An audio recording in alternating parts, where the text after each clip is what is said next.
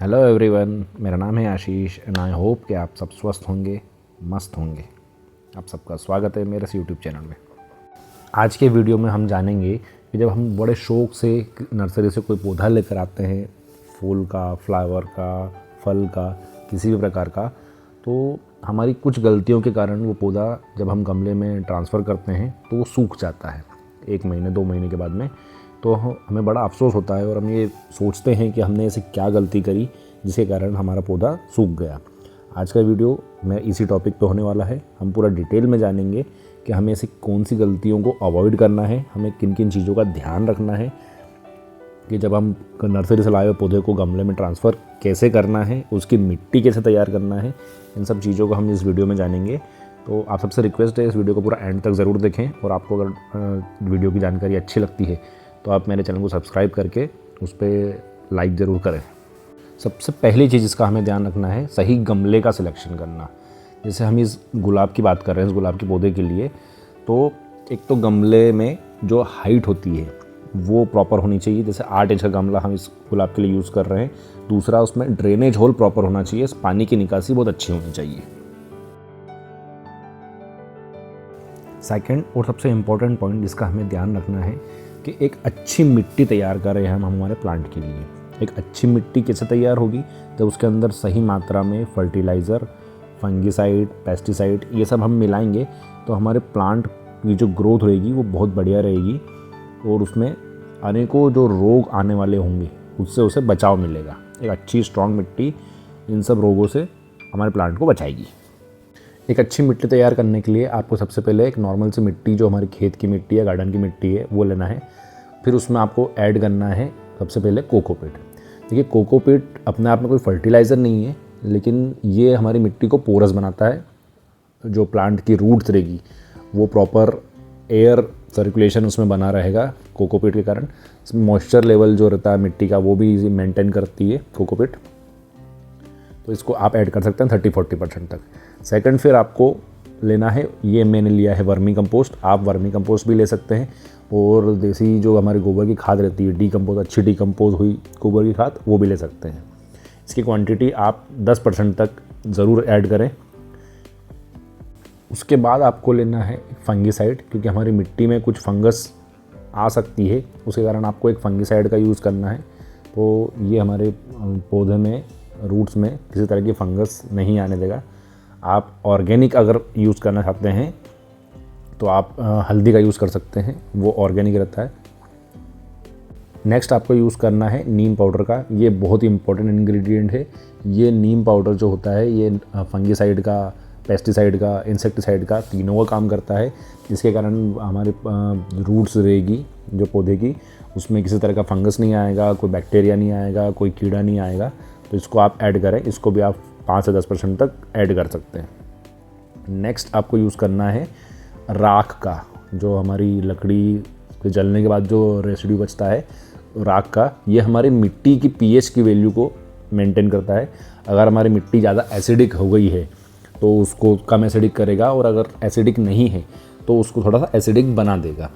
तो इसका यूज़ आपको ज़रूर करना है। ये आप 5% तक यूज़ कर सकते हैं।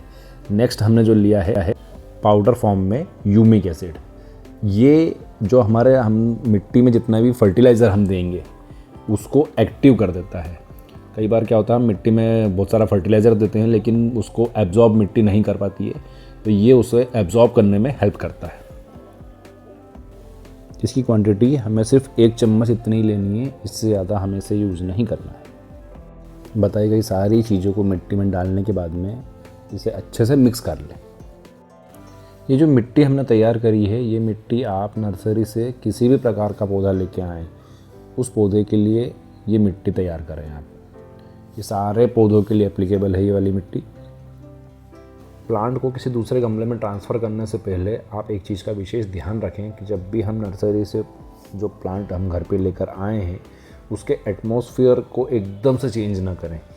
आप ये नोटिस करें कि वो वहाँ अगर ओपन एरिया में रखा है तो आप भी कोशिश करें कि उसको ओपन एरिया में रखें, या फिर वो अगर वहाँ वो शेड में रखा हुआ है तो आप भी कोशिश करें कि उसे एक शेड दें। अगर हम एकदम से एटमॉस्फेयर को चेंज कर देंगे तो हमारा प्लांट जो है वो शॉक में आ जाएगा और वो एकदम से ग्रोथ नहीं पकड़ पाएगा। अब आप जो प्लांट लेकर आए हैं वो अक्सर एक ब्लैक कलर के ग्रो बैग में होता है। आप उसको, उस पॉलीथीन को, आप ग्रो बैग को आप रिमूव करें और थोड़ा आराम से रिमूव करें ताकि उसमें जो रूट्स हैं वो डैमेज ना हो। उसको कवर को निकालते टाइम पे, उस पॉलीथीन को निकालते टाइम पे आप उसकी रूट्स को डैमेज ना करें।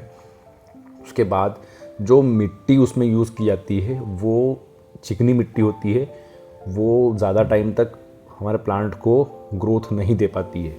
तो आप उस मिट्टी को बहुत आराम से स्लोली उसको रिमूव करें और रिमूव करते टाइम हमें उसकी रूट्स को डैमेज नहीं करना है। इस चीज़ का हमें विशेष तौर पे ध्यान रखना है।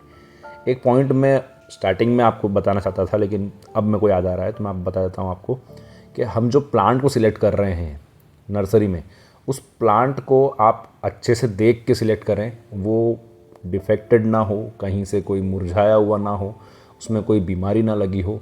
सिर्फ हमें उसकी टहनी को नहीं देखना है कि वो कितनी पतली है या फिर स्ट्रॉन्ग है, हमें स्वस्थ पौधा सिलेक्ट करना है। क्योंकि कई बार हम नर्सरी से ही गलत पौधा सिलेक्ट करके लेके आ जाते हैं और घर पे उसको कितना ही अच्छा हम केयर दे देते हैं लेकिन वो नहीं चलता है। तो हमें सिलेक्ट करना है अच्छा स्वस्थ पौधा नर्सरी से। बस हमें ध्यान ये रखना है कि रूट्स को डैमेज किए बिना हम जितनी ज़्यादा मिट्टी हटा पाएंगे हमारे प्लांट के लिए, उसकी प्लांट की ग्रोथ के लिए उतना ज़्यादा बेटर रहेगा। अब हमने जो मिट्टी तैयार करी है हमारे प्लांट के लिए उसे हम हमारे गमले में फिल करेंगे। इसे गमले को हमें हाफ फिल करना है और फिर हम हमारे प्लांट को इसमें लगाएंगे।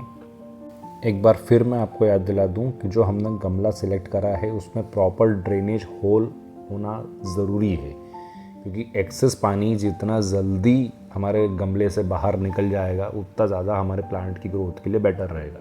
अगर पानी प्रॉपर टाइम पे नहीं निकल रहा है तो वो रूट्स को गला देगा, उसको डैमेज कर देगा। अब हमारे प्लांट को हमें गमले में रख के बची हुई मिट्टी को धीरे धीरे हमारे पूरे गमले को फिल कर लेना है।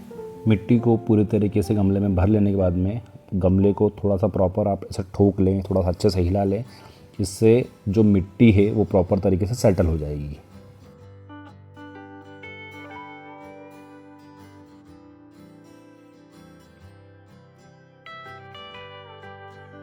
पौधे को गमले में लगा देने के बाद में अब बारी आती है पौधे को पानी देने की। पानी देने में हमें विशेष ध्यान रखना है कि हमें पानी पूरा प्रॉपर अच्छे से देना है। इतना पानी देना है कि हमारे ड्रेनेज होल से पानी बाहर निकलने लग जाए। इससे दो चीज़ें होंगी। एक, हमने गमले में 50% जो हमने मिट्टी भरी थी उसके बाद में हमने जो हमारे प्लांट को लगाया था तो पूरा प्रॉपर रूट्स तक उसका पानी पहुंच जाएगा। हम कई बार ऐसा करते हैं कि हम 1-2 मग पानी देने के बाद में ये सोचते हैं कि हम पानी प्रॉपर हो गया है, लेकिन रूट्स तक पानी पहुंचता ही नहीं है, रूट्स सूखा जाती है और हमारा प्लांट डेड हो जाता है। तो पानी प्रॉपर पूरा नीचे तक ड्रेनेज होल से निकल जाए इतना पानी देना है। इससे एक चीज़ और भी होगी कि हमारे गमले का ड्रेनेज होल भी चेक हो जाएगा कि हमारे गमले में से पानी, एक्सेस पानी जो है वो बाहर निकल रहा है या नहीं। तो पानी अच्छे से दें आप, ड्रेनेज होल से पानी निकलने लग जाए इतना पानी आपको देना है। अब नेक्स्ट पॉइंट इसका हमें ध्यान रखना है वो मैं आपको एक एग्जांपल से समझाता हूँ कि जैसे एक डॉक्टर किसी पेशेंट का ऑपरेशन करता है तो वो उसे कुछ दिनों तक अंडर ऑब्जर्वेशन रखता है। ऐसे ही हमने हमारे प्लांट का एक ऑपरेशन करा है तो इसे हमें एक अंडर ऑब्जर्वेशन रखना है। 3-4 दिन हमें इसका बहुत अच्छे से ध्यान रखना है। एक्सट्रीम टेम्परेचर इसे ना मिले, ज़्यादा धूप एकदम से ना मिले, ज़्यादा ठंड एकदम से ना मिले, ज़्यादा बारिश इसे एकदम से ना मिले, इसी जगह पे हमें इसे रखना है। रोज़ प्लांट को प्रूनिंग बहुत अच्छी लगती है तो अगर आप इसकी एक हार्ड प्रूनिंग कर देंगे तो ये उसकी ग्रोथ को और इन्हांस कर देगा। इस वीडियो में बताए गए पॉइंट्स को अगर आप प्रॉपर फॉलो करेंगे तो आपका प्लांट कभी सुखाएगा नहीं, कभी डेड नहीं होगा। और ये इन्फॉर्मेशन आपको कैसी लगी आप मुझे कमेंट करके ज़रूर बताएं। इन्फॉर्मेशन आपको अगर अच्छी लगी है तो आप मेरे चैनल को सब्सक्राइब करें, अपने फ्रेंड्स के साथ में इस वीडियो को शेयर करें और वीडियो को लाइक ज़रूर करें। Thank you.